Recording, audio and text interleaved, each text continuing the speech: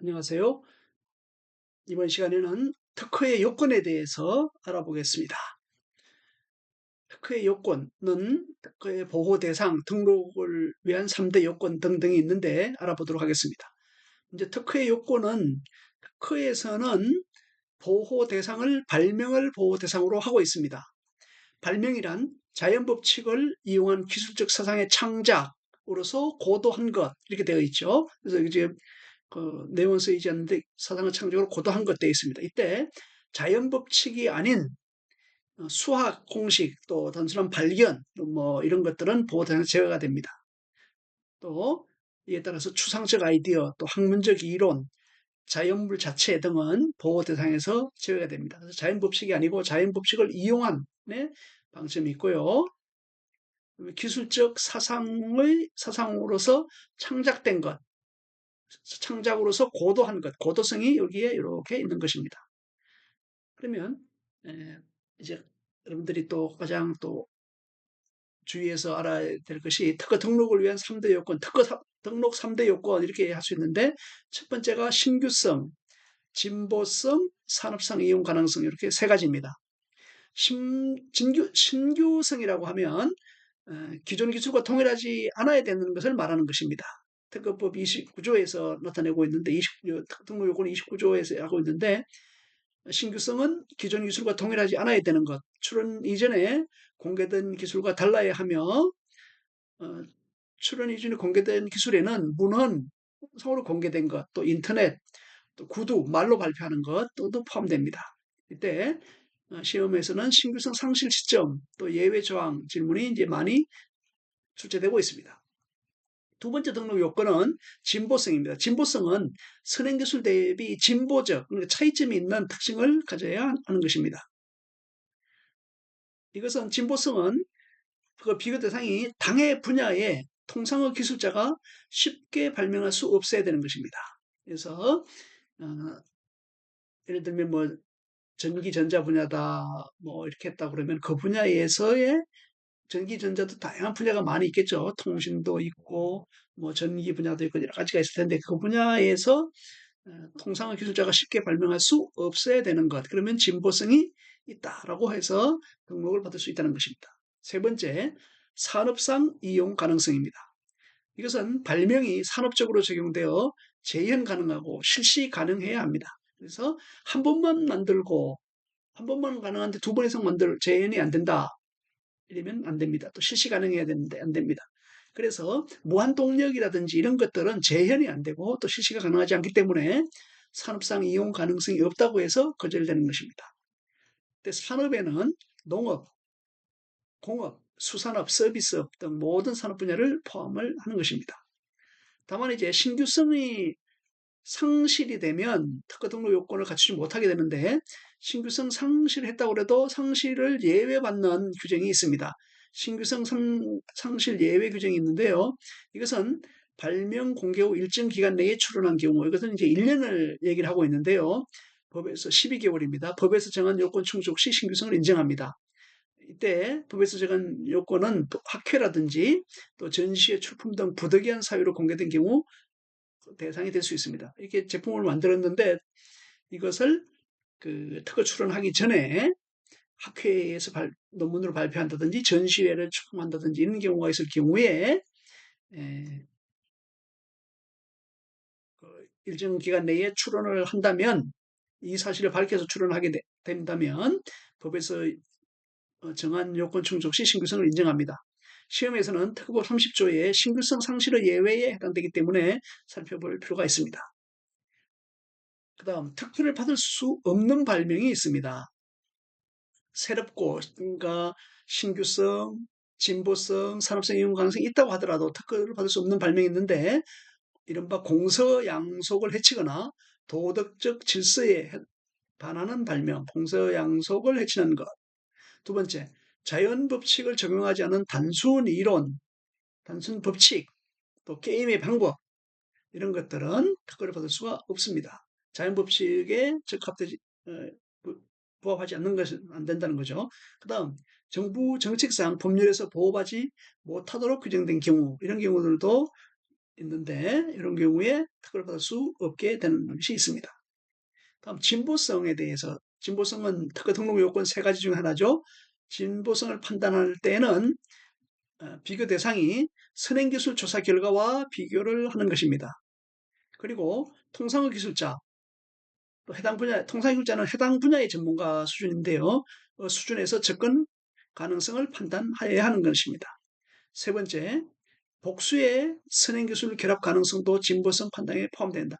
하나만 가지고는 동일하지가 진보성이 없다고 있다고 하더라도 다른 선행 기술을 결합했을 경우에 복수의 선행 기술을 결합한다고 그러는데 그때 결합한 가능성도 진보성 판단에 포함이 되는 것입니다.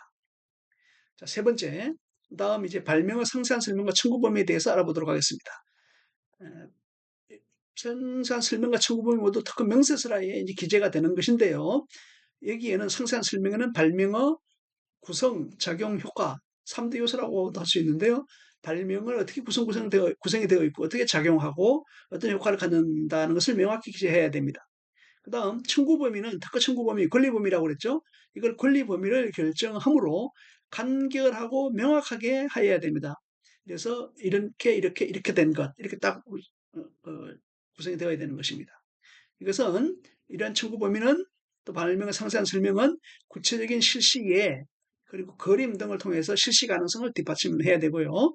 이런 것에 대해서 시험장에서 특허 명세서 기재 요건, 특허법 42조도 자주 출제가 되니까 살펴보시길 바랍니다. 근데 이제 특허가 등록이 된 이후에도 무효도 되는 경우도 있고 이렇게 돼서 최근에 특허 요건이 강화하는 추세가 보이고 있습니다. 기술 발전 및 국제 경쟁 심화로 심사 기준이 상향되었다고 볼 수가 있겠습니다. 그리고 이것은 이제 그 특허 요건 강화 추세에서 무분별한 출원을 억제하고 진정한 혁신에 집중하도록 유도하는 효과도 있습니다. 또 각국의 특허청 간 협력으로 심사 효율성 또 심사의 일관성을 높일 수가 있는 것입니다. 이렇게 이제 그 심사에 대해서 강화되는 추세가 있고요. 그 다음 특허 요건 충족의 중요성. 특허 요건이 뭐라고 그랬죠? 세 가지가 있었죠. 신규성, 진보성, 산업성 이용 가능성 계속 반복을 합니다. 특허 등록 후에도 무효 심판 등 분쟁 발생이 가능합니다. 이때 특허 요건을 충분히 검토 보완하지 않으면 권리를 유지하기 곤란합니다.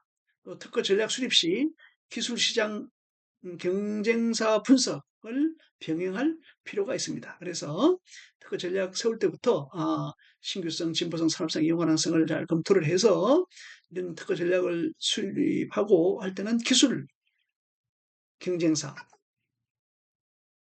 시장 경쟁사 이런 것들을 분석할 필요가 있습니다. 우리가 발명을 하면 그것은 이제 특허 출원을 함으로써 심사를 받게 되는데요. 특허청의 심사를 받게 되는데 출원 전에 사전 검토할 사항들이 있습니다. 이것은 출원 전에 이것이 특허 요건을 갖추고 있는지, 그러니까 선행기술에 대비해서 어떤가 하는 것을 대비하는 선행기술 조사를 통해서 특허 가능성을 평가합니다. 두 번째, 발명의 개념을 정립해서 차별화 포인트를 도출하고요. 세 번째, 특허 명세서 작성 시에는 명확한 청구항 및 실시 예시를 준비합니다.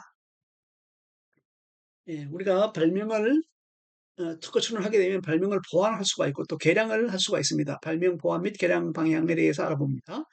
신규성, 진보성 강화를 위해 추가로 추가 연구 또 개량, 개선을 하게 되는 것입니다. 경쟁사의 특허 분석을 통한 회피 설계 또는 우회 기술을 확보하는 것이 필요합니다. 그리고 국제 특허 출원 전략이 있는데 우선군 주장을 한다든지 또 PCT 활용과 연계하여 추진합니다. 우선군 주장은 뭔가 하면 일단 자국의 특허 출원을 해놓고 나서 그것을 예를 들면 뭐 2025년 3월 15일이다 했다고 그러면 그로부터 1년 이내에 다른 나라에 출원을 할 수 있는데 우선권 주장을 하면 제1국, 우리 한국에서 제일 먼저 출원했다면 한국이 제1국이 되겠죠. 미국에서 제일 먼저 출원했다면 미국이 제1국이 될 수 있습니다. 그 날짜를 출원번호 통지서에 있는 출원번호, 그다음에 출원일자 등을 해서 이때 출원했다. 그 주장을 하는 것이 그 주장이라고 합니다. 그리고 PCT는 특허협력조약으로서 이걸 통해서 외국에 직접 다수국에 출원할 것인지 아니면 단계적으로 할 것인지 등을 볼 수가 있습니다. 그래서 우선권과 PCT 국제 출원 연계 문제도 많이 출제되고 있습니다. 한번 살펴보시길 바라겠습니다. 자, 다음 3절에서는 특허 출원 절차 등에 대해서 알아보도록 하겠습니다. 특허청이 내는데 전자출원과 서면출원일 때 요즘 전자출원이 많이 이루어지고 있죠. 출원 절차 순서를 한번 알아보도록 하겠습니다. 발명을 완성하게 된다면 발명을 완성하고 나서 특허 명세서를 작성하게 되죠. 명세서 작성한 이후에 특허청에 출원을 하게 됩니다. 순서적으로 가는 것이죠. 그 다음 특허청에 출원하면 출원이 공개가 되는데 일반적으로 1년 6개월 되면 공개가 되고 또 출원인이 공개 신청을 하면 조기 공개가 될 수도 있습니다. 그리고 출원 공개를 하고 심사 청구를 하고 심사 청구를 하면 심사를 합니다. 그래서 심사 청구 없이 심사가 되지는 않습니다. 3년 이내에 심사 청구를 하는 걸로 그 법에 규정되어 있기 때문에 심사 청구를 출원 공개가 되어 있어도 심사 청구를 하지 않으면 심사를 안 하게 되죠. 그래서 심사 청구 한 건에 대해서 심사를 진행하고 등록을 받게 되고 등록이 되면 설정 등록료를 납부를 하게 되면은 이제 특허청에서 공고가 됩니다. 이런 내용이 특허 등록되었습니다라고 그 등록번호 이런 것들이 나오는 것입니다.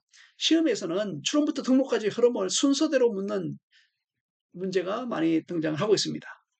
그리고 예비심사와 본심사가 있는데 예비심사는 형식심사라고 그래서 방식심사라기도 하고 하는데 예를 들면 출원인이 누구냐, 발명자가 누구냐 이런 것들 정확히 기재했느냐를 알아봅니다. 그다음에 또 비용, 출원을 해놓고 비용 같은 거를 심사 비용, 심사 청구하는 비용이라든지 출원 비용 이런 걸 내야 되는데 그런 걸 냈는지 이런 걸 보고 또 대리인이 있다면 대리인 등록 위임이 제대로 되어 있는지 이런 거를 보게 됩니다. 그래서 부족하면 보완 요청을 하고요. 그 다음에 그게 통과를 하면 본심사, 그 실제 발명을 심사하는 것을 실체심사, 본심사라고 합니다. 이렇게 구분되고 있습니다. 그 출원 서류는 어떻게 구성되는가 하면은 키프리스도 한번 찾아볼 수 있는데 어, 출원서라는 것이 있고 명세서가 있습니다. 크게.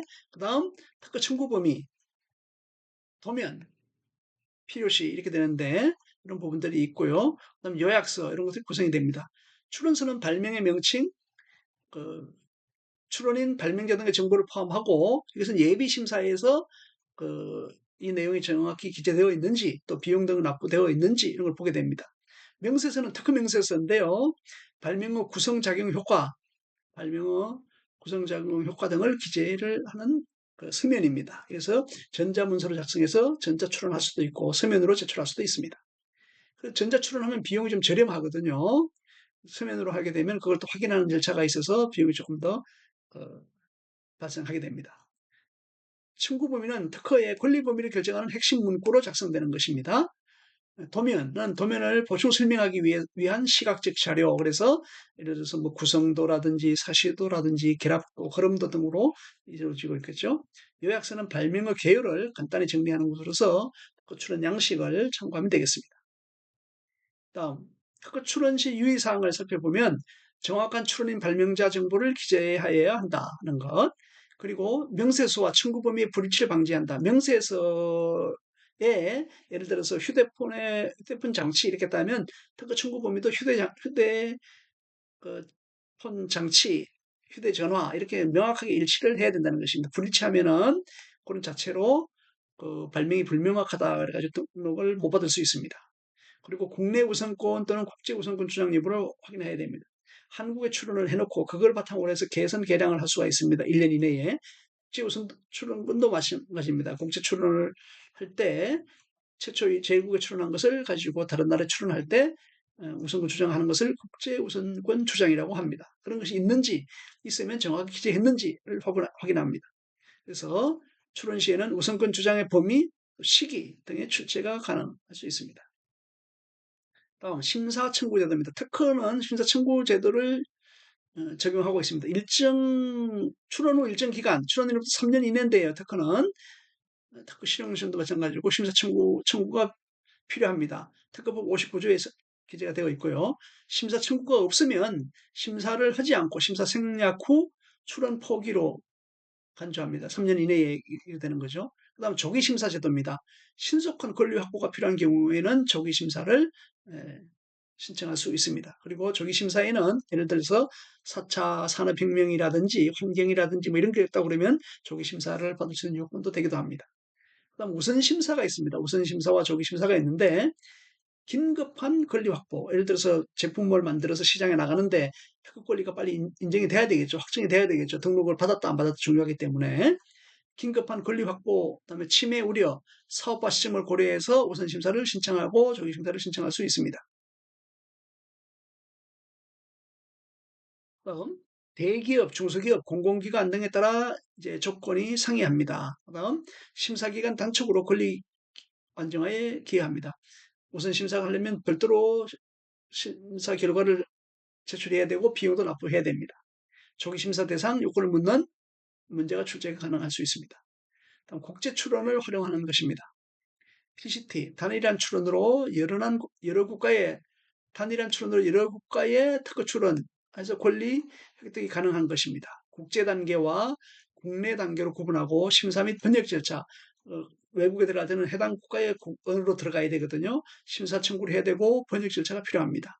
그래서 국제 출원할 때 그 이제 국제 출원 단계에서 허용하는 언어가 있습니다. 우리 한국어도 들어가 있는데 영어라든지 일본어, 중국어 이런 데 포함되는데 그런 걸로 하게 되면 비용, 시간 절약 및 선행기술 조사 보고서를 활용하는 장점이 있습니다.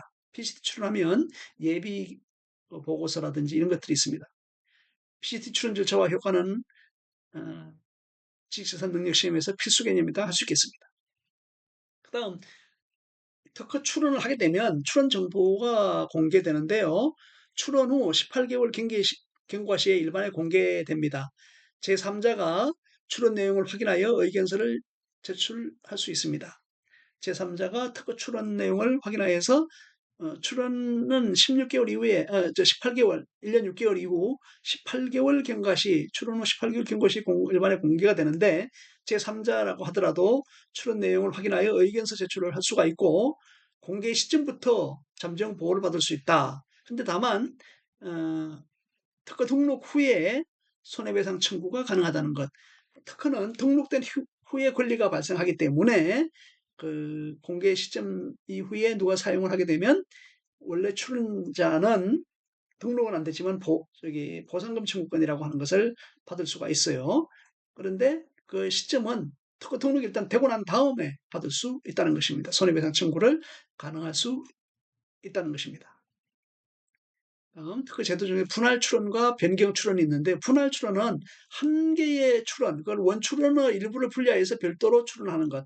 한 개의 특허 청구항이 많고 이랬을 때 하나의 발명이 두 개 이상의 발명이 들어가면 안 되거든요. 일발명 일출원이라고 해가지고 단일의 발명군에 들어가는 것만 구분해서 출원할 수 있습니다. 그래서 한 개 출원을 했다가 이게 심사관에 의해서 지적돼서 나올 수도 있고 아니면 출원인이 일단 출원을 해놓고 나중에 분리할 수도 있습니다.